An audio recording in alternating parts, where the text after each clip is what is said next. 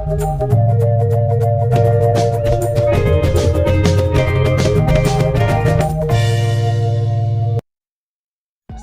warahmatullahi wabarakatuh. Nama saya Dini Fikri Bandar Rizal. Nombor saya 278 148. Tema kumpulan kami adalah Malaysia Prihatin. Malaysia Prihatin bermaksud keprihatinan kerajaan maupun rakyat yang mengutamakan kebajikan masyarakat yang dalam kesusahan dalam berbagai aspek. Tajuk kami pula adalah peranan kerajaan dan rakyat dalam menangani isu bencana alam di Malaysia. Sebelum itu, biasa terangkan tentang bencana alam. Bencana alam bermaksud fenomena alam yang terjadi dalam sekeliling mata dan ia akan memberikan impak yang buruk di sekitarnya. Antara bencana alam yang telah berlaku di Malaysia adalah banjir, tanah runtuh, ribut taufan dan letusan gunung berapi. Objektif kajian kami adalah untuk mengenal pasti punca-punca bencana alam di Malaysia, memerhati kesan-kesan bencana alam di Malaysia, seterusnya mengenal pasti langkah-langkah yang telah diambil oleh kerajaan maupun rakyat dalam menangani isu bencana alam di Malaysia. Akhir sekali adalah menyiasat berapa tinggikah kesedaran masyarakat tentang bencana alam dan adakah masyarakat setuju bahawa kerajaan dan rakyat memainkan peranan penting dalam menangani isu bencana alam di Malaysia. Assalamualaikum dan salam sejahtera. Saya Fiza binti Yusof, nombor metrik 286648. Saya akan bentangkan punca-punca berlakunya bencana alam. Bencana alam merupakan satu fenomena semula jadi dan tidak dapat kita menghalangnya daripada berlaku. Antara punca berlakunya bencana alam ialah aktiviti pembalakan secara haram. Aktiviti pembalakan ini dilakukan secara tidak terkawal yang menyebabkan permukaan tanah gondol, seterusnya berlaku hakisan pada tanah serta menyumbang kepada tanah runtuh. Hal ini akan memberi kesan buruk kepada penduduk berdekatan. Selain itu, tindakan manusia yang tidak bertanggungjawab ialah suka membuang sampah ke merata tempat juga merupakan punca kepada berlakunya banjir. Hal ini dikatakan demikian kerana sampah-sampah tersebut menyebabkan longkang-longkang dan laluan air tersumbat. Apabila hujan turun dengan lebat, ia akan menyebabkan banjir kilat.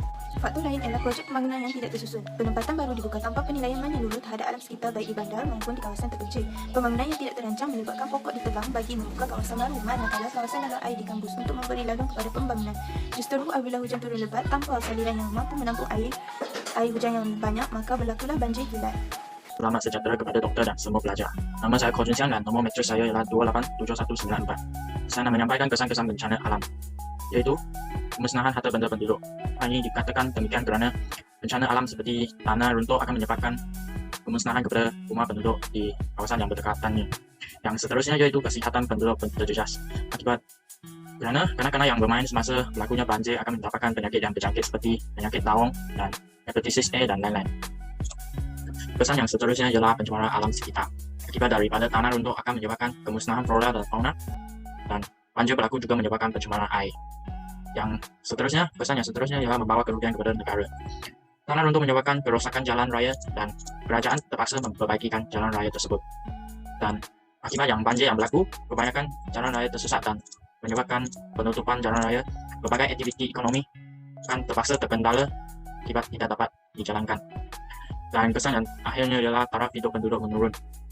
Akibat daripada tanah runtuh dan banjir menyebabkan kemusnahan harta benda penduduk, kebanyakan mereka kehilangan sumber pendapatan mereka dan taraf hidup mereka akan terpaksa menurun. Hai, Assalamualaikum kepada Madam dan kawan-kawan. Saya Wan Natasha Nadia binti Cik Wan Erik, nombor metrik 285326. Hari ini saya nak bentangkan pasal langkah kerajaan dan rakyat dalam menangani isu bencana alam. Yang pertama, menumbuhkan sistem amaran awal yang berteknologi tinggi. Dengan sistem ini, dia dapat memberitahu masa kawasan yang berisiko tinggi sebelum terjadinya bencana alam. Dengan adanya sistem ini dapat membantu kerajaan untuk memberitahu kepada masyarakat yang duduk di tempat kawasan berisiko tinggi bencana alam untuk memberitahu mereka supaya mereka dapat membuat persediaan awal.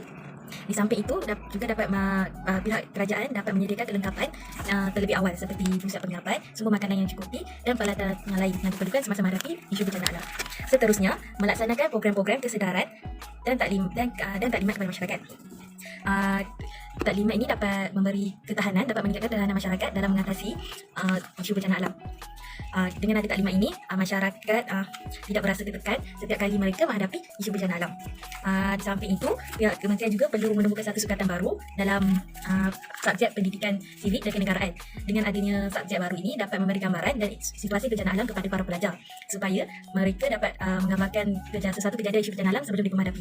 Dengan ini dapat mereka tidak berasa takut dan tidak berasa panik ketika menghadapi isu bencana alam. Yang ketiga, menyediakan program pencegahan dan panduan menghadapi isu bencana alam. Contohnya, menyediakan program pencegahan isu bencana alam. Dalam program ini, pihak kerajaan atau pihak swasta boleh menerapkan panduan-panduan yang perlu dipatuhi oleh masyarakat. Contohnya, memberitahu mereka untuk melakukan persediaan awal. Dengan memberi taklimat ini dapat membantu rakyat supaya mereka tidak berasa tertekan dan tidak boleh mengurangkan rasa panik masyarakat setiap kali menghadapi isu bencana alam. Yang keempat ialah memperkasakan prasarana dan pelbagai alatan kelengkapan. Contohnya, menyediakan pusat penginapan, sumber makanan yang mencukupi dan alat-alatan yang ringan diperlukan seperti bot dan sebagainya. Seterusnya, pihak kerajaan atau swasta juga perlu menyediakan satu pasukan sukarelawan yang aktif. Pasukan sukarelawan ini dapat membantu para masa bencana alam. Contohnya dari segi fizikal dan sumber tenaga mereka untuk membantu bencana alam. Sebagai contoh, baru-baru ini pihak UUM telah menyediakan satu pasukan sukarelawan untuk membantu masa-masa banjir di Bali. So, pasukan sukarelawan ini amat penting diperlukan semasa menghadapi isu bencana alam.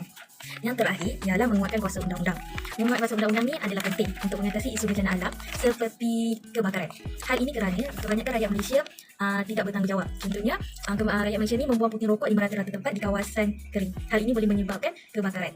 So, dengan adanya undang-undang dapat mengatasi masalah kebakaran. Di samping itu, peranan jabatan alam sekitar negeri juga diperlukan. Hal ini kerana pihak jabatan alam sekitar negeri boleh mengeluarkan surat amaran kepada pemilik ladang-ladang supaya mereka sentiasa mengawal rapi ladang-ladang mereka.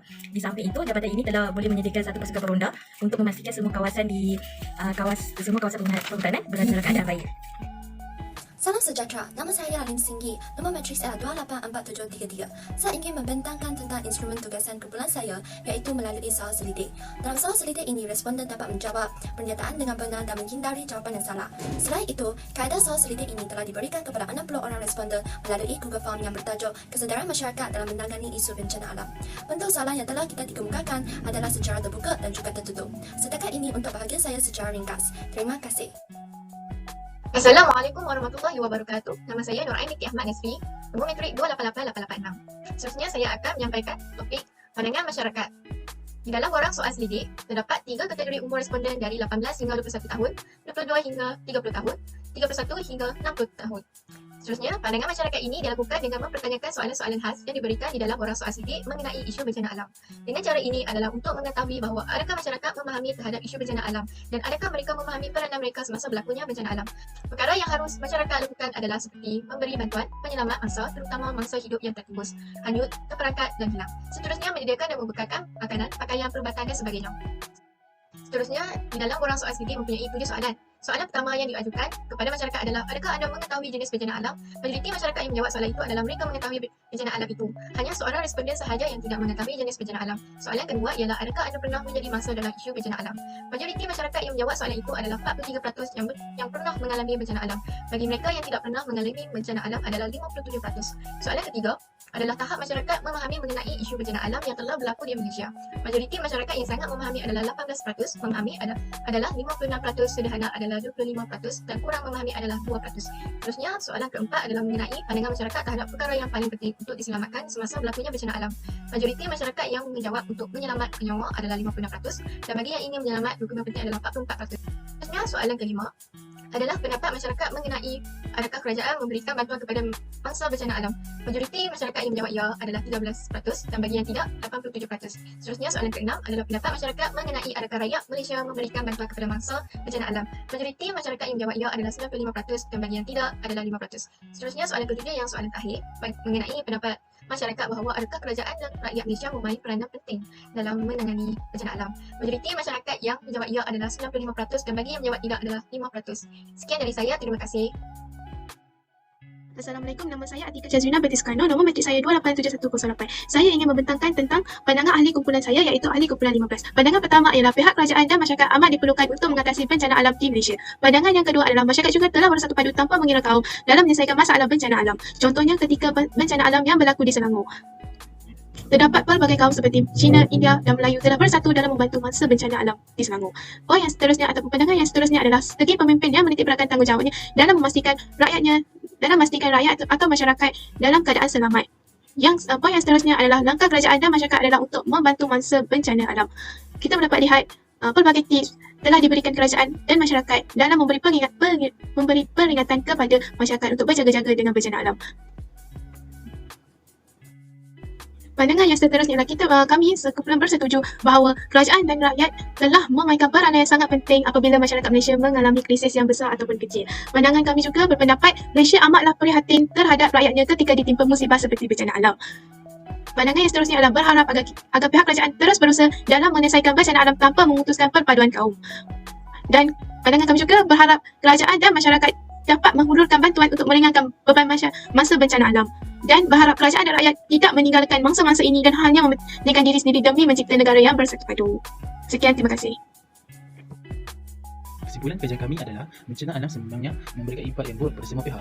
Oleh itu, masyarakat Malaysia yang terdiri daripada kerajaan maupun rakyat perlu bekerjasama dalam mengurangkan aktiviti-aktiviti yang boleh memicunya terjadi bencana alam. Selain itu, kerajaan dan rakyat telah memberikan bantuan yang besar dalam menangani isu bencana alam di Malaysia. Oleh itu, ini menunjukkan bahawa kerajaan dan rakyat memainkan peranan penting dalam menangani isu bencana alam di Malaysia. Sekian, terima kasih.